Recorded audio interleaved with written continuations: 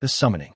The grand chamber of the Galactic Senate shimmered beneath the translucent dome of the Citadel, orbiting the gas giant Earth 7. Delegates of 500 sentient species, scaled, feathered, silicon-based, gaseous, and more, perched or floated at their designated stations. The hall pulsed with low-frequency murmurs and the faint hum of translation fields. At the center, beneath the eternal crest of the United Galactic Accord, stood a solitary figure. Human. Ambassador Alina Reyes adjusted her charcoal-gray diplomatic uniform, her expression unreadable. Behind her, a holographic projection of Earth rotated slowly, displaying continents scarred by industry and civilization. A voice like rustling leaves crackled from the high bench. Senator Caruth of the Shantari, a towering insectoid with chitinous mandibles and crystalline eyes, clicked in practiced galactic standard. Ambassador Reyes, you stand before the Senate inquest on behalf of Terra, Earth Sol 3, recently inducted into the Accord. This hearing has been convened following alarming findings in your species' biosphere and behavioral history. Alina gave a courteous nod. I am prepared to respond to the Senate's concerns. From a spherical pod lined with tentacles, Senator Isha of the Vafori floated forward. To be blunt, Ambassador, your planet's apex life forms are extinct. Felines, canids, ursids, megafauna.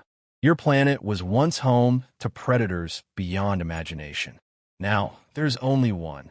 Several senators shifted uneasily. A few cycled their respirators. Only you remain, Isha hissed. The room quieted. The gravity of the accusation didn't need translation. Alina's gaze swept the chamber. You are correct. Earth was once a world of predators, but none survived contact with us. Not because they were hunted indiscriminately, but because evolution selected for something new, something relentless. Caruth's mandibles clicked. The Senate's AI analysis has flagged your species as a class 4 predatory anomaly. That classification is shared with only one known species, the extinct Vorthack of Triune Prime. They erased themselves after turning on their own. Alina's tone remained even. We are not the Vorthack. We did not self-destruct. We adapted. The chamber lights dimmed. At her gesture, a hard light display materialized. It showed Earth in its Pleistocene glory. Saber-toothed cats stalking mammoths, dire wolves circling vast herds, raptors screaming through the air. This was Earth, Alina began.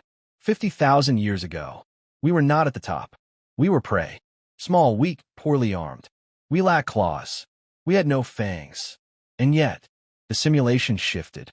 Early hominids circled a mammoth with fire and spears, driving it into a pit. Another scene showed humans coordinating through hand signals as they flushed a predator into an ambush.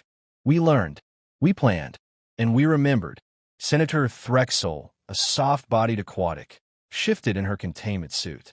You claim superiority through memory and tactics. But where are your predators now? Gone, Alina replied. Not by accident, not by mass extinction or divine intervention. We removed them, over generations, with fire, with traps, with cooperation, with fearless patience. A murmur rippled through the chamber. We didn't just kill predators, she continued. We studied them, mimicked them, then outmatched them. Wolves became dogs. Lions were caged. The rest were driven to edges of the world or vanished. Senator Caruth leaned forward. Why continue this purge? Once safety was achieved, Alina stepped forward.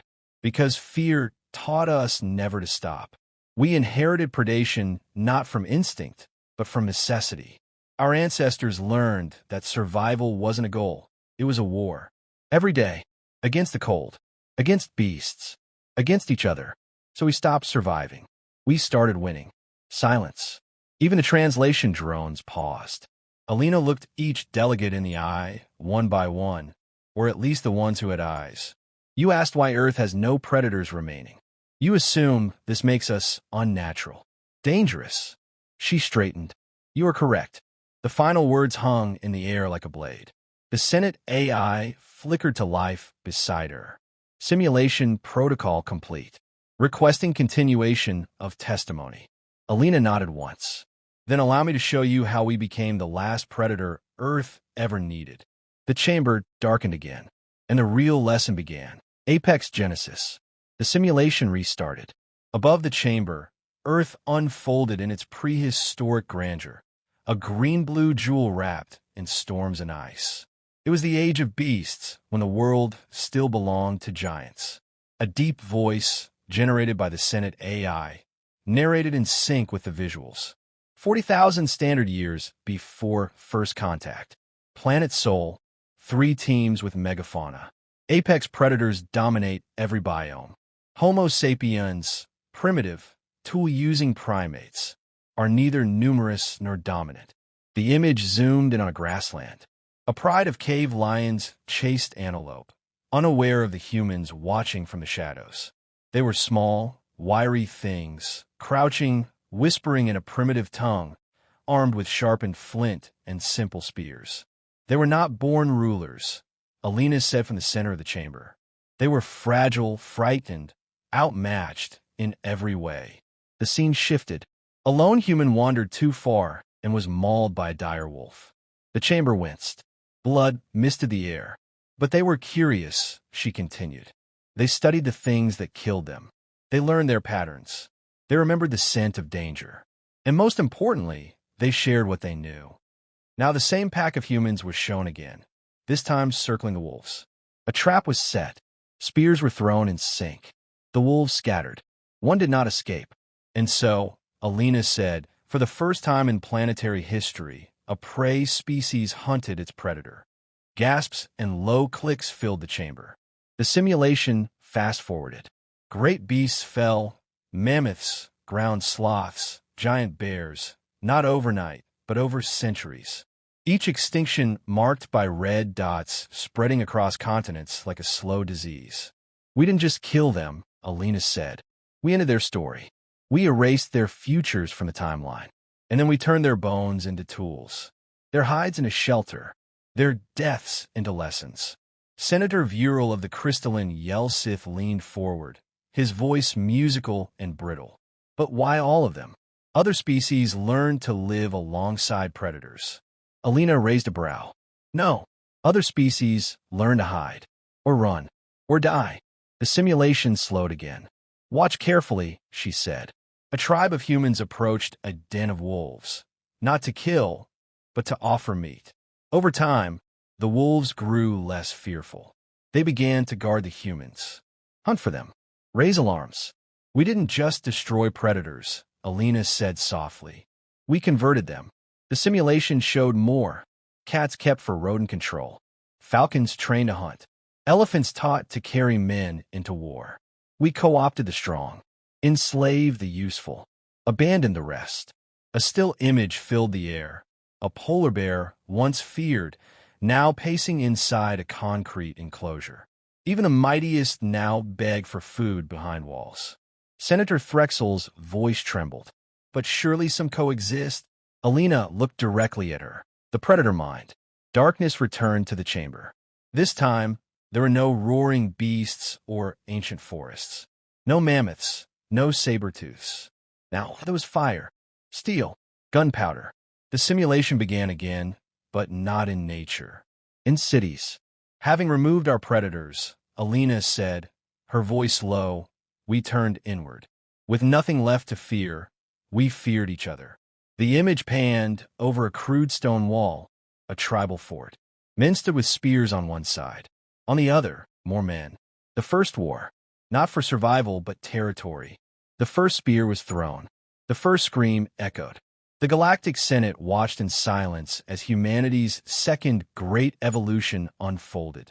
The refinement of conflict. Other species fight for food, for mates, for instinctual dominance, Alina said. But humans? We fight for ideas, for lines on maps, for gods we cannot see, for power we cannot hold. The simulation accelerated. Bronze blades became iron swords. Iron became steel. Stone huts became empires. Flags replaced tribal markings. Drums of war beat across every continent. One senator recoiled as a battlefield filled with smoke and shattered bodies. Why didn't you stop? Alina didn't answer right away. Instead, she gestured, and a new image emerged. Two soldiers in opposite trenches, filthy and starved, passed cigarettes during a ceasefire. They laughed, shared photographs. For a moment, they were just men. Because we could feel, she finally said. And that's what made us worse. Senator Isha tilted forward. I don't understand. Empathy, Alina replied. We evolved it to cooperate, to hunt better. But once we had no predators left, we turned that same empathy toward ourselves. We learned to love, to grieve. And in doing so, we learned how to hurt each other properly. The next image, a gas attack. Soldiers clawing at their own faces. Pain only means something when you know the person feeling it. Another flicker, the mushroom cloud over Hiroshima. We became predators who understood suffering. And we used that knowledge. Senator Threxel whispered, You are monsters. Alina turned. No, we are predators with conscience. That's much more dangerous. She moved across the chamber floor, the simulation trailing behind her like ghosts. Do you know why our wars were so effective? Because we planned them like hunts. Because we coordinated. Because we lied. The chamber dimmed as an image of a peace treaty signed under false pretenses appeared, followed by a betrayal hours later. Deception. Subterfuge. Psychological warfare. We didn't just strike. We made you doubt your own mind. One senator barked. Surely you can't be proud of this? Pride is irrelevant, Alina said. You wanted to understand why we stand alone at the top. This is why. The chamber displayed a final montage. A surgeon saves a child. A sniper takes a life. A human writes a poem about grief. A drone fires a missile from a continent away. A mother comforts her son. A general orders a preemptive strike. All the same species. All within a single lifetime. We can love and kill. Build and destroy. Mourn the enemy we just annihilated. And then send flowers to their families. She turned to face the council. You mistake contradiction for chaos. It's not. It's strategy.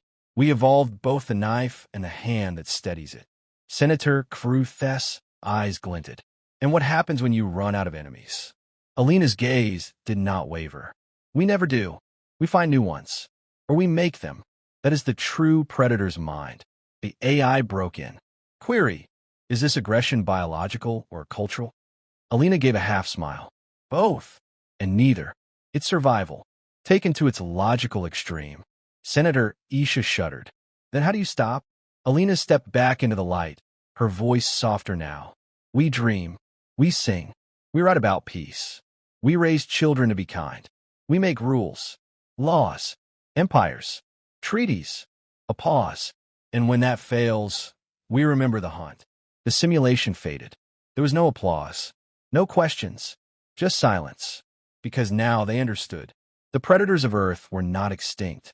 They had evolved, and they were still very, very hungry. The warning. The chamber remained still. No one spoke. No one moved. The last echoes of the simulation faded into the charged silence, as if even the air was unsure how to respond. At the center of it all, Ambassador Alina Reyes stood alone, composed, quiet, watching the gathered hundreds of alien species with the calm of someone who had already run every possible outcome in her mind. Finally, Senator Kvaruth broke the silence. We have seen enough.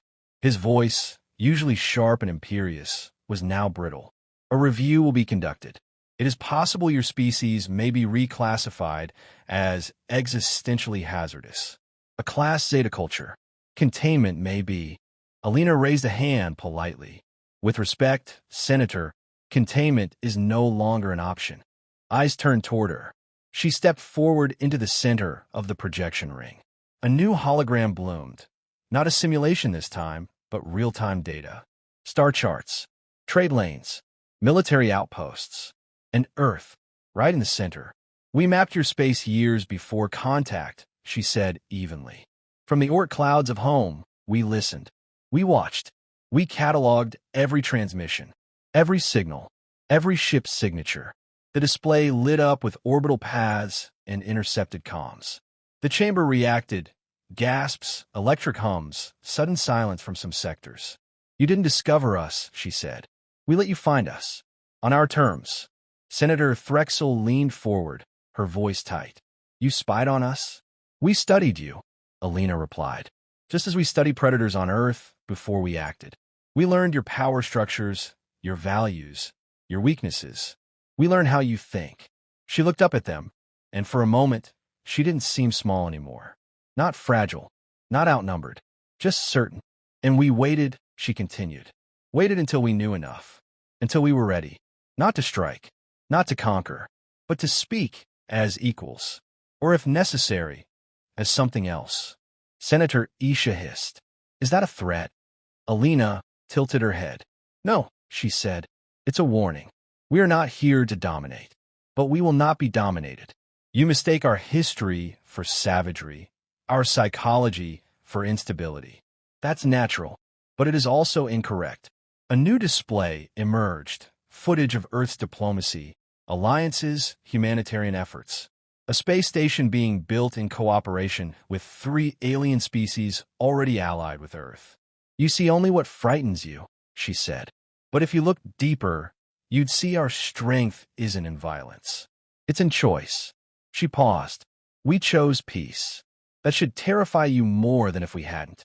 Kruth's voice trembled, though he tried to regain his authority. And if the Senate refuses alliance? If we revoke your induction? Alina stepped fully into the light. Then Earth returns to the dark. We disappear. No transmissions. No presence. No trade. You will wonder where we've gone. And one day, decades, centuries later, you'll look out and realize we never stopped watching. A ripple of unease moved through the chamber like a current. Because that is who we are, she said, voice quiet now. Not monsters. Not conquerors. We are the last predators. And we have learned patience. A final image appeared behind her. Earth, seen from orbit, glowing with the lights of billions. Cities, oceans, storms. Life. Make no mistake, she said. We want peace. We respect law. We honor strength. But if you push us, if you corner us, then you will learn what every predator before us learned. She looked Kruth dead in his crystalline eyes. There is no safe distance from Earth. And just like that, the lights brightened. The projection vanished. The weight of her words remained. The senators stared in stunned silence. Some trembling, some furious, a few intrigued. Alina bowed, precise and respectful. We await your decision. She turned and walked away, leaving no threat behind, only truth. Because predators don't roar when they hunt.